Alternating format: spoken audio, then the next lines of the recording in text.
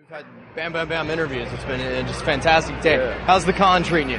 All right, pretty good, thank you. You know, they have a variety of everything. You know, there's a lot of great celebrities, a lot of old-time actors, which is it's nice. You know, and besides everything else you got here, you know, so you got a great crowd, by the way. You know, I'm glad the weather turned out to be a little bit better than the other day. You know, so that's good. You know, we're here. Hopefully that. He stays like this way tomorrow, and then I'll go back to L.A., you know? Yeah, you can't be too upset about the weather. It's New York. No, I know. I'm a New Yorker, growing up in Brooklyn, you know, so that's why Goodfellas is, it brings back a lot of memories because I actually grew up in the area that the movie was based on, you know, so I was able to bring in some input, some information that other actors weren't able to do. So that's why it worked. That's why you had that comic. Every time we kill somebody in the movie, you know, you kind of forgot about that somebody's brains got blown away or somebody got ice picked because I always made some kind of, I couldn't get the car warmed up, I walked away with the coffee pot, you know, it's all kinds of stuff. But those are things that actually I came up with, and it was all improvisational. I never saw a script. So what I was able to say and do, it was things as an actor and also as my personal experience growing up where I grew up, I was able to bring in that information and also elevate the other actors, take them to another place, and make the movie likable and memorable, and as a cult movie, which will be around for generations, I think, anyway. Yeah, no, it really is. It's considered one of the pinnacle of New York films, right? Absolutely, absolutely. You know, I've been very fortunate to work in two of the greatest gangster movies ever made. Yeah. In Godfather 2, of course, The Godfather 1 was great, and in Goodfellas. So, two different movies.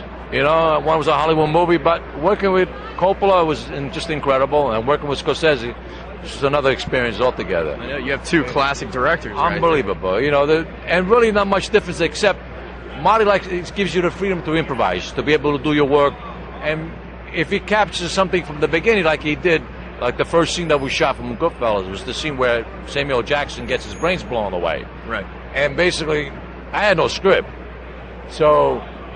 The first words that out of my mouth when Pesci says to me, come on, let's go, Frankie, let's go make coffee. I'm walking out with the coffee pot.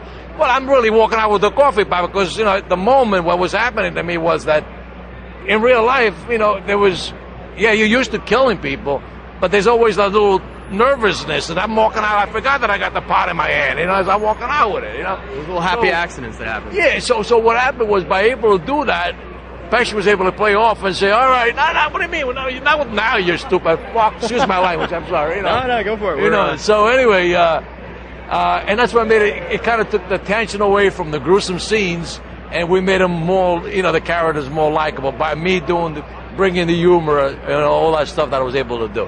And Marty was able to capture that from day one, and that's why he went with it. And it was great in a way because I was able to actually elevate the other actors also, because I was giving them the unexpected. Right. You know what I mean? So that was the information that I was bringing, and I was glad that the movie turned out to be the way it did, and I'm glad that I'm here representing it, you know, and also Godfather is another great movie. And what's it like working with Coppola? Coppola was an incredible experience also. I was on for about 6 months. I'm originally born in Italy. I was born in Sicily. But my family moved in Brooklyn in the early 60s. So what happened is that when I actually did the movie, I've been acting already almost 7 years, you know, before I got Godfather 2. I got Godfather 2 around 1973, and then I just finished a movie called The Gamble with James Caan and Laurie Harden, playing a heavy. So basically what happened was when that came along,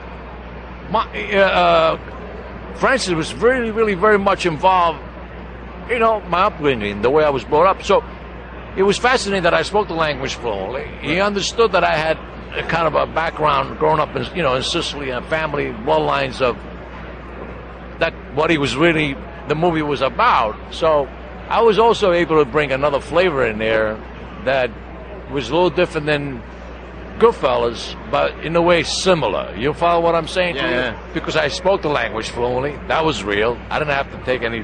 I actually coached some of the other actors, including Bob. And I was on for about 6 months. And Bruno Kirby, who may so rest in peace, who passed away, and a few other actors that were involved. And then eventually Francis had enough confidence in me where sometimes he would ask me, he'd say, well, but what do you think so and so? That's perfect. And so even the girl that was my girl in the movie, I helped out casting a lot of people. Nice.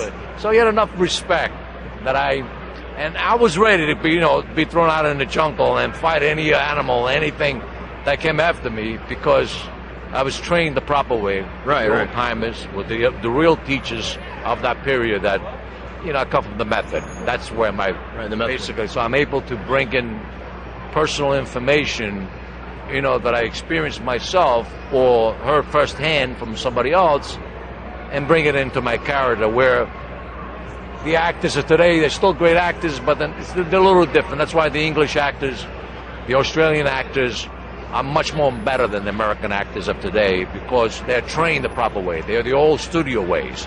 They'd be trained, dance, sing, act. They did everything. We miss that today. We miss the old studio ways. We miss the old actor studio. There's only a few of us, and as you get older, you begin to the younger generation begin to take over. But it's not quite the same, and we're losing that flavor. And you lose a little bit of quality in that? Yeah. Listen, I have tremendous respect for Sean Penn. I think he's an incredible actor. There's some great actors out there. There's some great actors out there. Absolutely. They do the same process, the old process that we are about. And they're not that far age-wise from us either. You know what I mean? So there's still a few out there that, able to bring in. But then there's other ones that, God bless them. I'm happy for them. They're successful, making a nice living, because there's only very few of us that really make a living in this business. So, and there are very few of us that actually, when they put the nails on the coffin for me, that's the end of my career. So I'm going to be doing until that time comes is for me to go. That's it. But as far as I love it, I have tremendous passion. I'm very happy to, make other actors look better and good. Directors give them what they want and even more what they expected. So it makes me a little different. So I'm kind of grateful that I'm still around, and I'm kicking and I'm throwing punches. That's great. So real quick, do you have any projects that we should know about and we should keep an eye out for you? Well, there's one that it's created by me, written by a friend of mine, Matty DeGennaro. It's called The Lucky Five. It's like the mob meets Entourage. It's about a group of guys who pretty much from the 70s made a lot of their money and decided to move to Vegas and live the lifestyle of movie stars. That's what Bugsy Siegel wanted to do. He used to bring all the movie stars. So there's a lot of glamour involved, but also there's a lot of underneath, violence, which other people kind of, take care and buff. There's buffers that do all the dirty work for these guys. So when I say the glamour, they date beautiful women, they're dressed impeccable, they're in incredible shape, and they still have conflicts with different nationality, which goes on today. That goes with the Russians, that goes with the with the cartel, that goes, so every episode, and it has a little bit of flashback moments of the early 70s in black and white, with other actors playing us young, So guys, you got to check that out. I just got to let you know, Bruce White just said we got to shoot you to get you off camera. Okay. All right. Well, okay. Oh, I forgot. You didn't All right. See? So thanks for stopping by, guys. I'm sorry. Thank you for stopping by, Frank, and talking to us. We really appreciate it. And everybody look out for his new project. I'm JR, and we'll be right back.